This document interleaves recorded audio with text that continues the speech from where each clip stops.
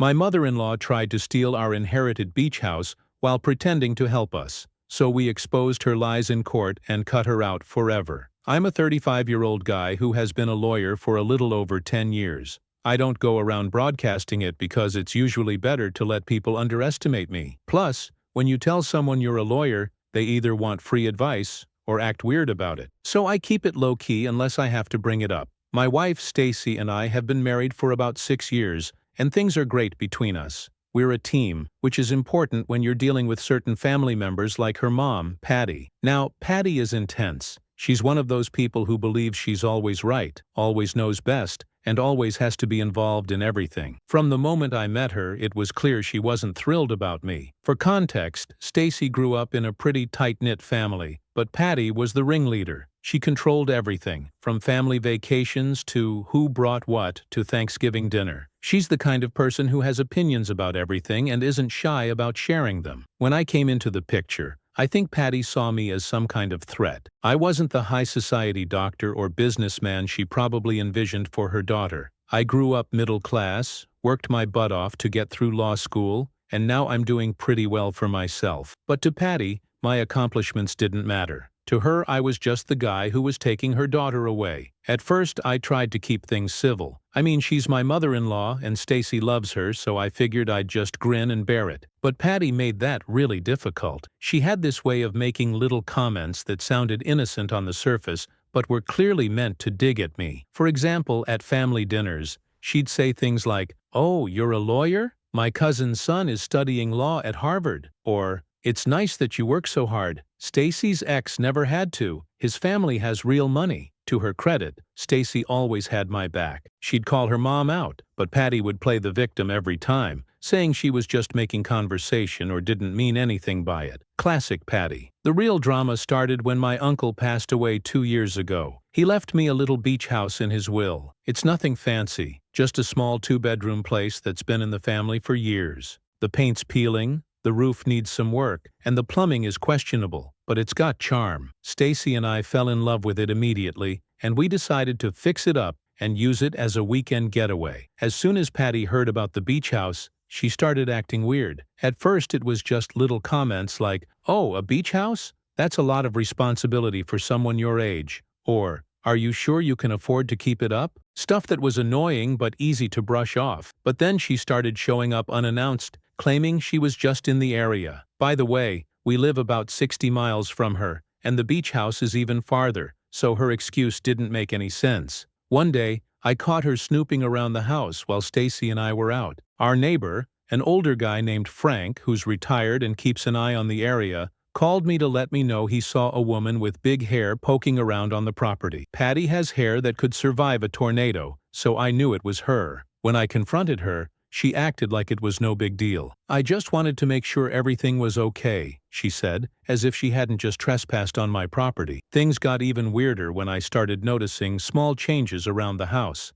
A chair would be moved, a window would be unlocked that I was sure I'd locked, or little items would be out of place. Stacy thought I was imagining things, but I knew something was up. One day I came back from running errands and found a folder sitting on the kitchen table. Inside were a bunch of property documents. At first I thought it was some kind of prank, but then I saw Patty's handwriting in the margins. She'd scribbled notes like "family legacy" and "secure ownership." That's when it clicked. Patty wasn't just being nosy, she had some kind of plan for the house. I decided to keep quiet about it for a while and just gather information. As a lawyer, I've learned that it's better to have all the facts before confronting someone. Plus, I wanted to see how far she'd go. I set up a couple of cameras around the house, not in a creepy way, just in the common areas. Sure enough, within a week, I had footage of Patty letting herself in with a spare key that she must have copied without our knowledge. When I showed the footage to Stacy, she was livid. She confronted Patty, who denied everything at first, then shifted gears and claimed she was just trying to help. Stacy told her to stay away from the house,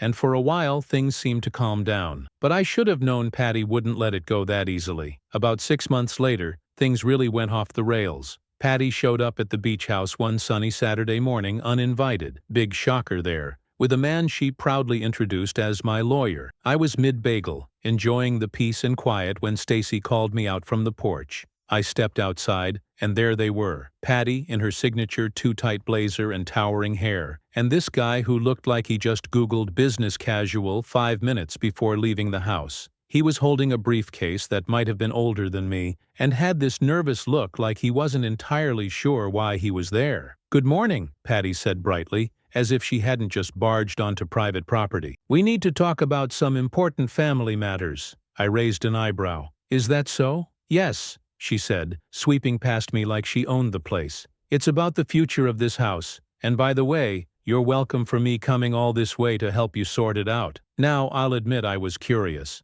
Patty wasn't subtle, but she wasn't usually this bold either. I figured I'd let her dig her own grave before stepping in. Meanwhile, Stacy was staring at her mom like she had just announced she was running for president. Patty gestured to the kitchen table where she promptly sat down and opened up a manila folder. "Todd, let's get started," she said, snapping her fingers at the guy in the ill-fitting suit. Todd, who looked like he wanted to be anywhere else, fumbled with his briefcase and pulled out a stack of papers. I glanced at Stacy, who mouthed, "What the hell?" I shrugged. This was Patty's show, and I wasn't about to interrupt the performance. "This," Patty began, tapping the top sheet with a manicured finger, "is a transfer of ownership agreement. It's very simple. You and Stacy will sign the house over to me, and I'll ensure it remains within the family for generations to come." I stared at her, trying not to laugh. "You want us to sign the house over to you?" "Yes," she said, as if it were the most reasonable request in the world. "It's for the best. You're young, inexperienced,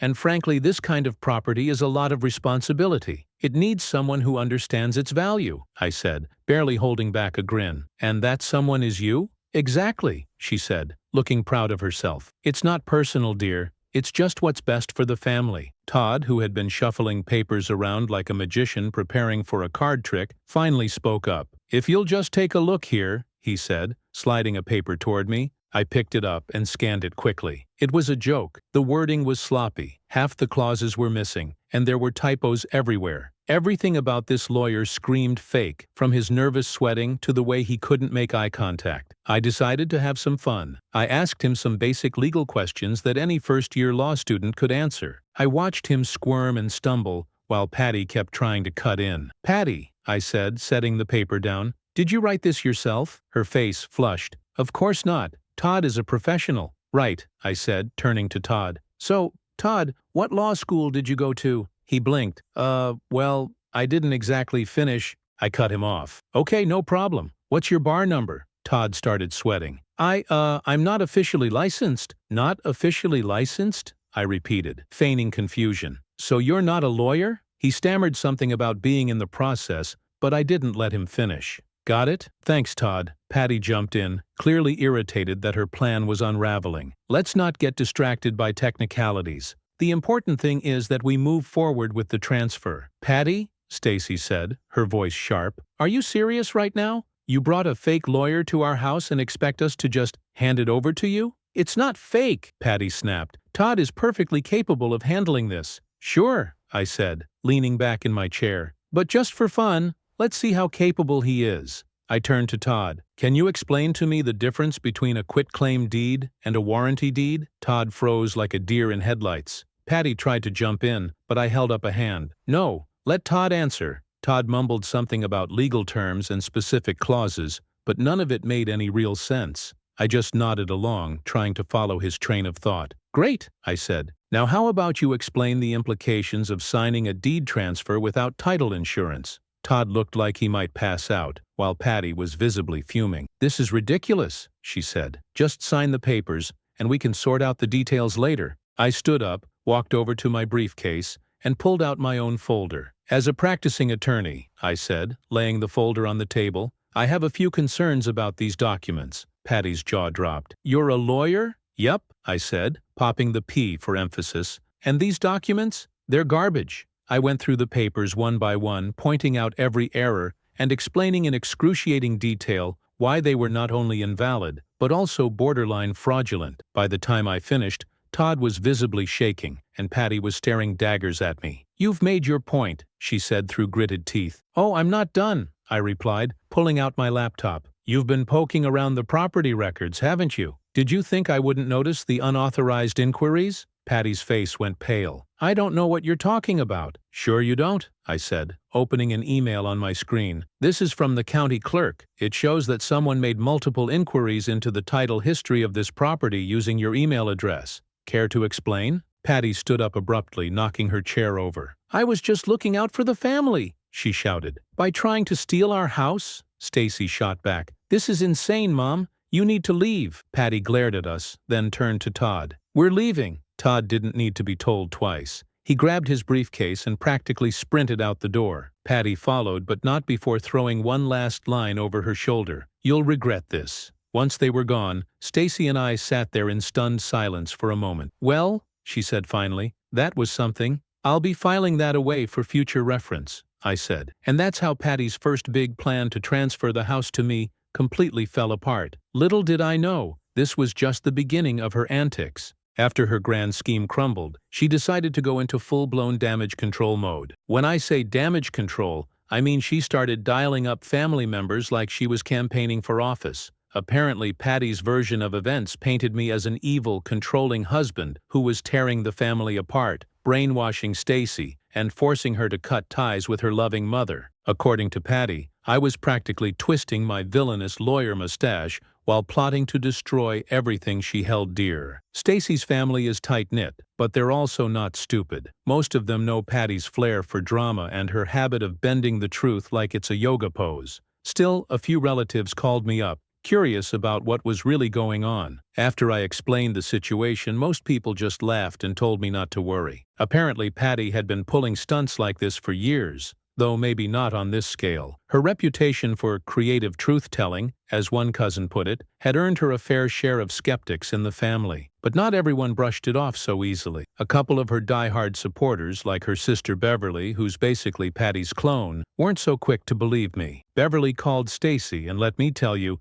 that was a fun conversation to overhear. Stacy, I just don't understand why you're letting your husband come between you and your mother, Beverly said in that holier-than-thou tone that runs in their family. My husband isn't the problem, Beverly, Stacy shot back. Mom is the one who tried to steal our house. Well, that's not what she told me, Beverly replied, acting like she was some kind of detective uncovering the truth. Of course it's not, Stacy retorted. Because if she told you the real story, you'd see how ridiculous she's being. Beverly tried to argue, but Stacy shut her down. Look, you can believe whatever you want, but I was there. I saw what she did. End of discussion. Stacy hung up, and I swear I could see the steam coming out of her ears. I don't know why I even bother with her, she muttered. Meanwhile, Patty wasn't just working the phones, she was also working herself into a frenzy. She started showing up at family events with an air of martyrdom, dropping little comments about how she wasn't sure she'd ever see her daughter again, or how some people don't appreciate family anymore. It was peak passive-aggressive Patty, and honestly, it was almost impressive how far she could take it. But things escalated to a new level when Patty's antics spilled over into her professional life. Apparently, she'd been using company resources to dig up information about the beach house.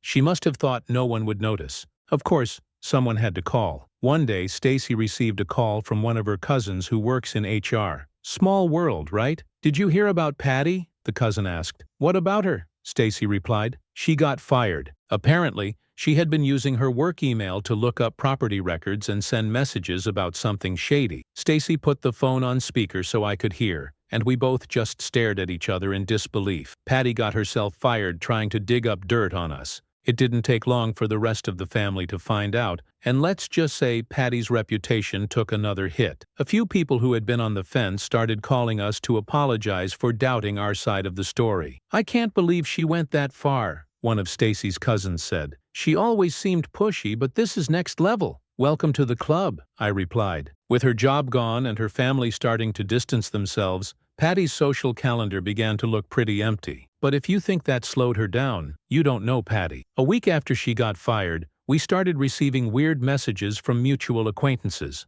Stuff like, Patty says she's really worried about you guys. Or, Patty mentioned you might be struggling financially. Do you need any help? It didn't take a genius to figure out what she was doing. She was trying to plant the idea that Stacy and I couldn't handle the beach house. I guess in her mind, if enough people believed we were incapable, She would swoop in as the hero to save the day. I considered confronting her, but Stacy convinced me to let it go. "She's digging her own grave," Stacy said. "Let her keep talking. It just makes her look worse." And she was right. The more Patty talked, the more people started to see through her. Even her die-hard supporters like Beverly were starting to get tired of the drama. But just when we thought things were finally settling down, Patty pulled her boldest move yet. About a month later, we received a notice in the mail. It was from a lawyer, an actual licensed one this time, informing us that Patty was suing us. When I opened the letter and read the details, I couldn't believe what I was seeing. Patty was claiming that she had financially contributed to the repairs and upkeep of the beach house,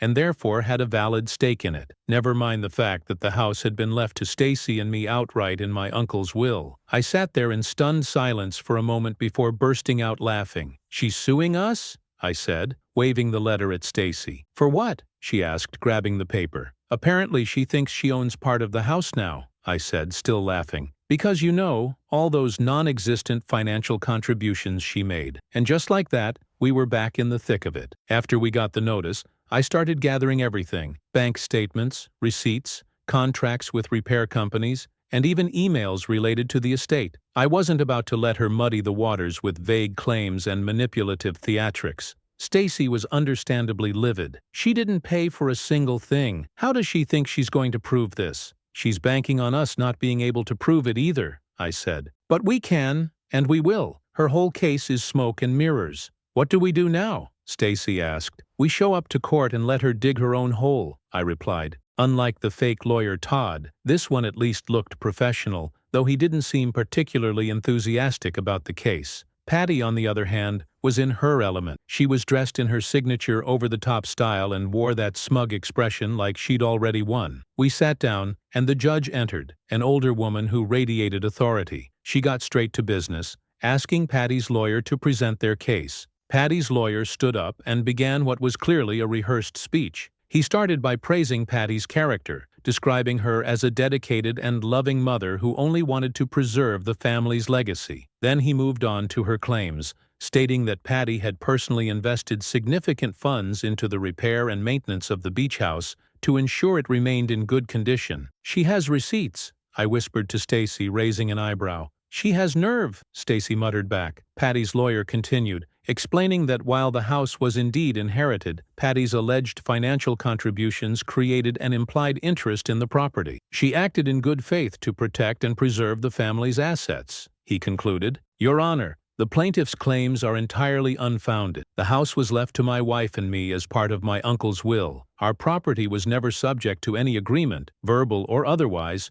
for shared ownership. The plaintiff has no documentation to support her claims because they are simply untrue." The judge nodded and motioned for Patty to take the stand. Patty walked up as if she was about to deliver the performance of her life. "Patty," her lawyer began, "can you explain your involvement with the repairs and maintenance of the beach house? Plumbing, roof work, even some landscaping. I even offered to oversee some of the work myself. Did the defendants acknowledge these contributions?" "Well, I didn't keep an exact record, but it was thousands of dollars over several months. Family doesn't always keep track of these things." "Patty," I continued, "you also mentioned offering to oversee some of the work yourself. Can you tell us which contractors you worked with?" The judge looked up from the documents, her expression unreadable. "Mrs. Patty, do you have any evidence to support your claims? There is no mention of shared ownership or any financial obligations. Do you have anything else to add? Court resources are not here for baseless disputes." But no, Patty doubled down in the only way she knew how, by trying to spin the narrative in her favor. My favorite call came from Stacy's cousin Brenda, who always had a knack for drama. People started sharing stories about TCO's app, and within days, I was receiving calls and texts from relatives. Most of them wanted the juicy details, but some were genuinely shocked by the lengths Patty had gone to. "I mean, I knew Aunt Patty was bold, but this is a whole new level. Honestly, I don't even know why she thought anyone would believe her. She's been pulling this kind of crap for years." That sentiment became a common theme in the family. People started sharing stories about times when Patty had manipulated, lied, or otherwise inserted herself into situations where she didn't belong. It was like her courtroom flop had opened the floodgates, and everyone was finally ready to air their grievances. Stacy and I mostly stayed out of the gossip, but it was hard not to feel a little vindicated. Patty's carefully crafted image as the family matriarch was crumbling, and it wasn't because of anything we did. She had dug this hole all on her own. She began sending Stacy long, guilt-trip texts about how the court case had hurt her deeply, and how she couldn't believe her own daughter would betray her like that. "She's acting like we dragged her to court," Stacy said, rolling her eyes as she read the latest message. "Typical Patty," I added. "She's not sorry for what she did, she's just sorry it didn't work." Eventually, Stacy ended up blocking Patty's number for a while, which only escalated things further. Patty took to social media, posting vague, passive-aggressive statuses about being abandoned by those you love most. I joked, "I give it 2 days before she goes live on Facebook crying in front of a bunch of ceramic angels." She called anyone who would listen, spinning a sob story about how Stacy and I had turned on her and how all she wanted was to keep the family together. One of the first people she called was her sister Beverly, who had always been one of Patty's staunchest supporters. But even Beverly seemed to have her limits. "She called me crying," Beverly told Stacy during a phone call. "But honestly, I didn't know what to say. I mean, you're my niece. And what she did was wrong. I can't defend her this time." Hearing that from Beverly was a big deal. If Patty was losing her, she was losing her biggest cheerleader. Unannounced, Patty drove out to see her, spending 2 hours crying about how she'd been wrong. To her credit, Grandma didn't buy into it. According to Stacy's cousin Brenda, who heard the story later, Grandma told Patty in no uncertain terms that she needed to stop causing drama and take responsibility for her actions. Stacy asked, "What did she say?" Brenda relayed, "Yep. Apparently Grandma told her, 'I love you, but this is your mess, and you need to clean it up.'" Of course Patty left in a huff, but the damage was done. She had alienated almost everyone in the family, and no amount of crocodile tears could fix that. But in the back of my mind, I knew it was only a matter of time before she pulled another stunt. Stacy and I talked a lot about what our future with Patty would look like. I was ready to cut ties completely. After everything she'd done, I couldn't see a path forward. But Stacy wasn't there yet. "She's still my mom," she said one night as we sat on the porch. "I know she's toxic, and I know she's done awful things, but it's hard to let go completely. What if she really does?" The thought lingered, making me hesitate. I didn't want to push her, but I also knew that holding on to hope with someone like Patty could be dangerous. That's not something you can just forgive and forget. Patty stayed relatively quiet, only reaching out to Stacy with surface-level conversations. I could tell it was hard for Stacy to keep her distance, but she was holding firm, and I respected her for it. She said something about how it should have stayed in the family. The cousin said, "I didn't think much of it, but I figured you'd want to know." Stacy brushed it off, thinking it was just Patty venting, but I could see the worry creeping in. But I underestimated just how far Patty was willing to go. Furniture had been moved, drawers were open, and there was a stack of papers on the coffee table. On top of the pile was a note in Patty's unmistakable handwriting. It read, "I'm sorry, but I had to step in. This house is too important to let you ruin it. You'll understand someday." They were estimates for repairs and renovations. New flooring, updated appliances, landscaping. It was like Patty had come in and started planning a full remodel without telling us. Sure enough, there she was, Patty walking into the house with a clipboard and a tape measure, like she was auditioning for HGTV. She had spent hours in the house, going through our things and making notes. "This is who she is, Stacy. She's not going to change. She's always going to feel entitled to control your life." Patty tried to play the victim as always. "I'm blocking your number, and I don't want you coming near us or the house again." In the days that followed, Stacy and I both felt a strange mix of relief and sadness. Cutting ties with Patty wasn't something Stacy had ever wanted to do, but it had become clear that there was no other option. The beach house, once a symbol of Patty's interference, has now become our sanctuary.